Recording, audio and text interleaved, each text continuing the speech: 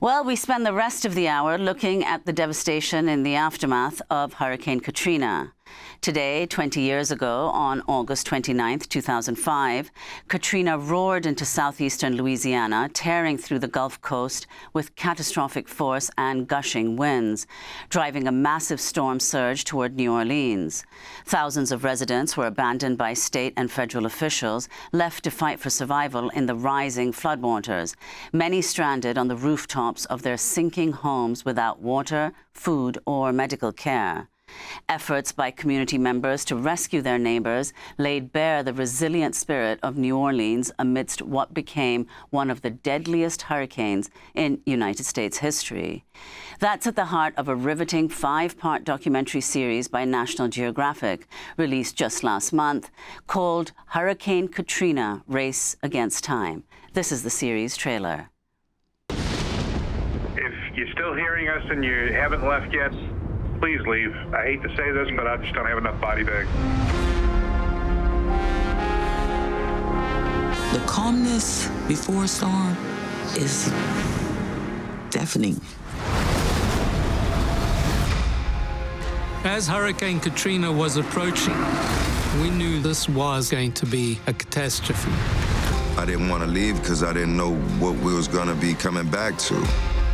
I just was praying.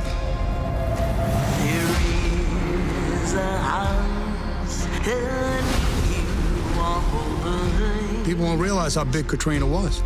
It's too big to turn. It's gonna hit us.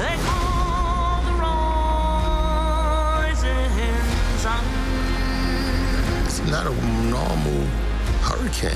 Something's wrong. And my heart just sank. We have a breach in the levee. We have rain inside the Superdome. I repeat, rain inside the dome. In 3 minutes, it went from the ground to the roof. A lot of people suffered, and a lot of people suffered needlessly. Just let me know y'all living, you heard me? People coming out of one bad situation, but they didn't know they was coming to another hell. We expected FEMA to come in, but there was no help. I told the guys, go find whatever boat you can find. We went and did what we had to do to try to save people's lives. This community was not wanting to go out and just loot. There was people trying to survive. You got a governor. What is they doing? Sincerely. That's not something you ever want to do, is tell the troops to shoot civilians. Governor, that's your people. They just let us down. To them, we wasn't even human no more. But people from New Orleans, we knew how to survive. And this is supposed to be the greatest country on the planet. In order to prevent something, you got to understand why it happened in the first place. There is a house For more, we're joined by Traci A. the Academy Award-nominated director of this acclaimed new documentary series by National Geographic, Hurricane Katrina: Race Against Time. All episodes are now streaming on Disney Plus and Hulu. Traci Curry is also the co-director and producer of the Oscar-nominated documentary Attica with legendary filmmaker Stanley Nelson. Traci, welcome to Democracy Now! It is truly astounding, this documentary series. I watched it on Hulu just a few days ago. It was a beautiful day in New York. By the end of it, I thought it was raining. I thought the waters were rising. This inexorable move toward disaster. You have captured something like I've seen no one else capture it. And I wanted you to start off by talking about the systemic failure. This isn't just a natural disaster of the rising waters. This is an absolutely catastrophic government failure. If you can talk about, everything leading up to it and the level that racism played in the response to those who suffered and died, almost 2,000 people. Yeah, Amy, first of all, thank you for having me. It's such a pleasure to be here. I think one of the things that we really wanted to show in the film is that it really wasn't the storm itself, that the storm, in fact, was sort of a catalyst that revealed and exacerbated, as you said, all of these sort of pre-existing systemic and structural failures that had actually been failing people long before the storm ever came. And the storm comes along and sort of rips away any sort of sense that there was safety and protection for these people. And so part of what we tried to do with the film is every episode peels back another layer, another layer, another layer of those broken systems that failed people during Katrina. So in the first episode, we understand that this is actually an environmental justice story and the destruction of the natural environment that caused a vulnerability for the people of New Orleans when Katrina came. And then we get into what we know is the failure of the man-made barrier, the levee system that the Army Corps, that the government was responsible for building in a way that made it vulnerable to the floods. Then we sort of pull back the media systems and institutions and how those failed people. And then we kind of pull back the state violence that people were subjected to. And from there, we sort of get into the story about housing policy and again, pre-existing racial disparities in housing policy really informed who was able to come back and recover and restore their lives after the storm. So really, we go into all of these many levels of systemic and institutional failures that, again, pre-existed the storm, but the storm comes along and exposes and exacerbates all those things to create, as we hear Malik Rahim say, a disaster that became a catastrophe. Well, your film, Traci, is not only very informative, of course, and powerful, it's also absolutely beautifully filmed and compiled. So let's go. We'd like to show another clip from the documentary. Again, the title is Hurricane Katrina, Race Against Time.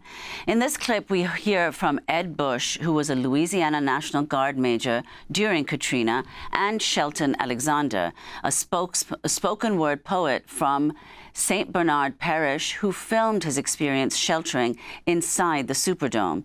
His footage was weaved into the documentary.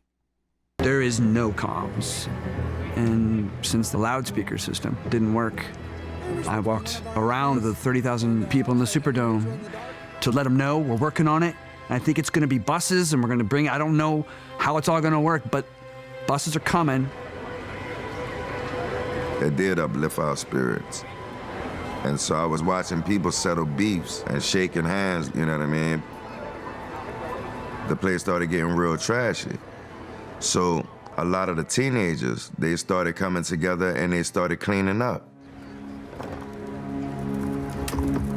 There was a young man pushing around one of those hotel luggage carts with a person laying on it. And he said, "Hey, this lady just passed out. What do you want me to do with her?"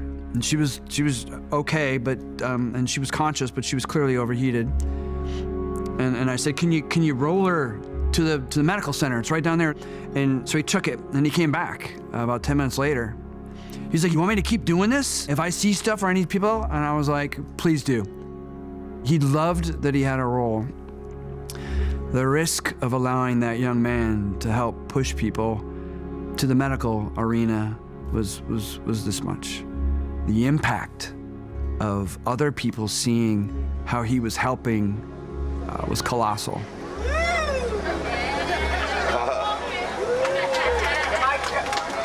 I count around for service, please do so. We'll start in a couple of minutes. I count on around. The National Guard chaplain would talk to us and he'll say, "What are your concerns right now? What are you thinking?" And people just, would say, "My loved ones." I know, a loved one. Look, one of the things we want to focus in on is, as bad as it is, we can rebuild a house. I have no home to go to either. Everything I have has been destroyed. I'm wearing what I have. So we're all in the same boat. But you know what? All of my family is okay. And that is important. And that's why we need to pray. But yeah. New Orleans is a city that prays. And I thought he did a great job, and he, as a man of God, stood up there and he spoke to us and he made us feel better. Even though we are uncomfortable, we give thanks that God sent this angel down to comfort us. A lot of people started feeling like, you know, now we chosen at this point in time. Amen. Amen. We in this thing together. And before we get it even worse, we're gonna get out of here. That's a clip from the docuseries Hurricane Katrina, Race Against Time. The film also features stories from Katrina survivors like hairdresser Lynette Bouette. This is Bouette in her own words from the documentary. And so I wanted to come back into the community and do what I had to do. And I was not going to stop until I got back to where I intended to be back in 2005. Every penny I have made since Katrina has gone into me getting back into my salon and my property. It's mine. And like I told the people that rode home, you will have to pry 'em out of my wrinkled up little brown hands to get it. So, Traci Curry, those are a couple of clips from your docuseries. So if you could tell us some of the personal stories, the interviews you do with survivors, Malik Rahim, who Democracy Now! Has also, Amy Goodman has also spoken to at length, and others, the personal stories you got of the hurricane and how people survived. Well, one of the things that I and the producers that I work with learned early on, we made some early visits to New Orleans before we ever started filming anything, really just to listen and hear what people had to say. And one of those conversations was with General Russell Honore, who you see in the film, who sort of comes in and finally begins to kind of wrangle things so things start moving. And one of the things that he told us, and General Honore knows Katrina better than most, is that his understanding is of what Katrina was, is that it's what you experienced, where you were, where you stood in it at the time. And so that really informed our understanding that there isn't just a Katrina story, there are many Katrina stories, as many Katrina stories as there are Katrina survivors. And so what we really set out to do was to collect as many different parts and pieces of that story as we possibly could to begin to make something that felt like a whole telling of what happened and to center the experience of those stories and the people that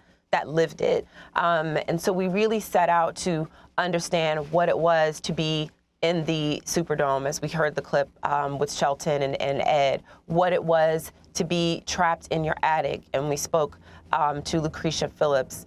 You played the clip from Ms. Lynette Bouette, who was stranded on the interstate highway. We spoke to someone who was inside of the convention center.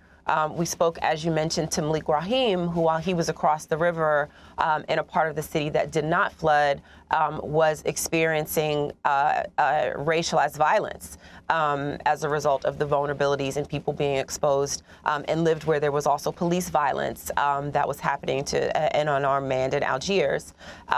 So we really tried to get as many parts of what it was, this sort of basket of experiences that we all kind of understand collectively under Katrina, that, as I said, really is not, it was the name of the storm, but really is not about the storm at all. It was about all of these other ways that the storm revealed and, as I said, exacerbated the vulnerabilities that people were living with at the time. And so we really tried to ground that in the experience of the people who really lived it and restore the narrative and the story to them. I mean, the story of the government malfeasance. I mean, when you have the former FEMA director, right, who famously said he didn't realize people were in the convention center. I mean, so shocking when of people were there. When you had, and then of course you think about the level of experience these people had in dealing with catastrophes as opposed to political appointees. And the level of racism, those who got saved and those who didn't. If you can talk about, I mean, a changed city, why this isn't just about 20 years ago. The demographics change with so many African Americans left New Orleans. People didn't even know where they were going. As they got on planes, they wouldn't even be told that it became a whiter city. All the teachers fired at the beginning. It was so astounding. And then it becomes a prototype for the charter school system in the United States, an entire charter system replacing the public schools, Traci. Yeah, and one of the things, I'm really glad that you mentioned that thing about the public school, because there's so many levels and layers to which Katrina transformed the city irreparably. And one of the things about the firing of the public school teachers is that when you think about who made up a large population of those teachers, it was Black women. And I spoke to someone who we didn't end up putting in the film, but she was one of those teachers. And now 20 years later, when she should be living comfortably in her retirement, she's still having to work because her pension that she would have gotten as a retired teacher was cut in half when the school system was thrown out, as were the teachers. And so there are just all these levels and layers that were not necessarily apparent at the time to the ways that Katrina has just really transformed people's lives. We spoke, as I said, to Malik, who I know you guys know well, at Democracy Now!, started this organization, Common Ground, that was doing environmental remediation work in healthcare. Another person in our series, Alice Kraft, while living in a FEMA trailer, started a health clinic for people in the lower Ninth Ward. And one of the things they tell us is that there was a huge mental health crisis. This was a profound trauma for everybody that experienced it, and there was never any sort of healing for that. And so they're just, what you're sort of getting at, I think there, Amy, is just all of these sort of levels and layers of lasting harm that were done as a result of this that I don't think were quite apparent. And even 20 years later, I don't think are quite apparent in how this city has been irreparably changed. I talked early on to a lot of the people when we were just sort of listening to what people had to say, and what they told me is that, you know, for those of us who go to New Orleans as visitors, it feels like the New Orleans that we know, or the New Orleans of our imagination. We do the Mardi Gras, the Bourbon Street, the jazz festivals. But for them, which is to say the people who are of this place and lived it, they experienced this bifurcated experience of New Orleans that they describe as before Katrina and after Katrina. And so much of what that after was like is that these very close ties of kinship and community that really defined life in New Orleans for the people who lived there were rent apart by Katrina in a way that was never knit together. I mean, people were kind of called refugees, and there was all this sort of othering language that was used to describe them. But really what they were was internally displaced people. And many of those people never, ever, ever came back. So this was just an absolutely transformative event in the lives of these people and this city, and continues to be to this day. Well, Traci A. Curry, I just want to congratulate you on the series. Traci is the Academy Award-nominated director of the acclaimed new documentary series, Hurricane Katrina, Race Against Time, now streaming on Disney and Hulu. And that does it for this show. Special thanks to our local crew here in Telluride, Greg Kearns and Stash Wizlocki and Patrick Dyer and Dallas Sainsbury and Dennis Moynihan. Special thanks also to everyone at the Telluride Film Festival who helped make this broadcast possible, and to Telluride's community radio station, Koto FM, that has broadcast Democracy Now! For so many years. Democracy Now! Produced with Mike Burke, Renee Feldstein, Augusta Messiah Rhodes. I hope to see folks Sunday at 1 at the premiere of the Democracy Now! Documentary, Steal This Story, Please, at the Mason Theater here in Telluride. I'm Amy Goodman with Nermeen Straight. Thanks for watching Democracy Now! On YouTube. Subscribe to the channel and turn on notifications to make sure you never miss a video. And for more of our audience-supported journalism, go to democracynow.org, where you can download our news app, sign up for our newsletter, subscribe to the daily podcast, and so much more.